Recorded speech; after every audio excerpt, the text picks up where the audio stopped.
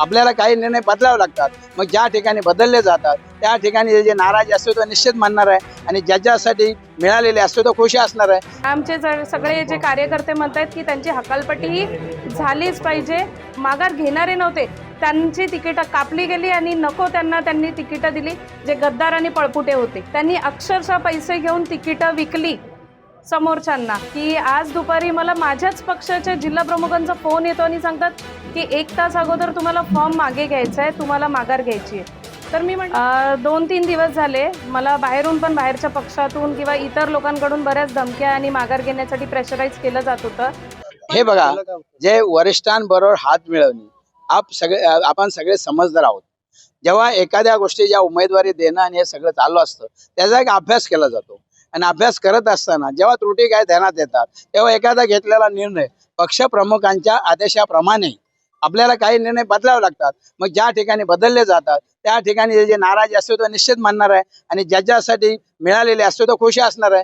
त्यामुळं या दोन्ही बाबी, खुशी नाराजी, हे दोन्ही अपेक्षित आहे आणि जो लिडिंग करतो त्याला ह्या दोन्ही गोष्टीला सामोरं जावं लागतं। 2-3 दिवस झाले मला बाहेरून पण बाहेरच्या पक्षातून किंवा इतर लोकांकडून बऱ्याच धमक्या आणि माघार घेण्यासाठी प्रेशराईज केलं जात होतं। पण आज मी आश्चर्य ह्यासाठी व्यक्त करेन की आज दुपारी मला माझ्याच पक्षाच्या जिल्हा प्रमुखांचा फोन येतो आणि सांगतात की 1 तास अगोदर तुम्हाला फॉर्म मागे घ्यायचा आहे, तुम्हाला माघार घ्यायची आहे। तर मी म्हटलं कशासाठी, माझा फॉर्म वैध झाला आहे, मी एबी फॉर्म, मग तुम्ही मला एबी फॉर्म दिलाच कशासाठी? तर फॉर्म छाननी झाल्याच्या नंतर तुम्ही हे सांगताय।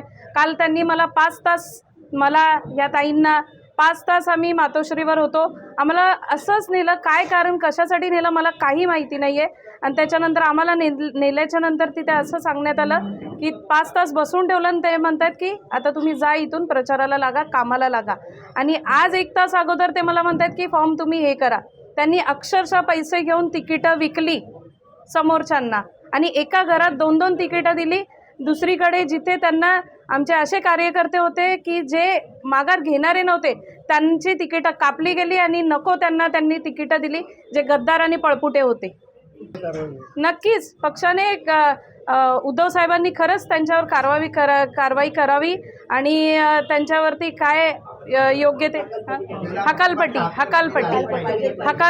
आमचे सगळे जे कार्यकर्ते म्हणतात की त्यांची हकालपट्टी ही झालीच पाहिजे आणि एबी फॉर्म दिले आणि मनसेला जिथून दिले होते तिथे सगळ्यांनी माघार घेतली आणि आमच्या शिवसैनिकांच्या सीट्स तिथे खालीच रिकाम्या पडल्या। वैशाली किरण म्हात्रे, विभाग 22।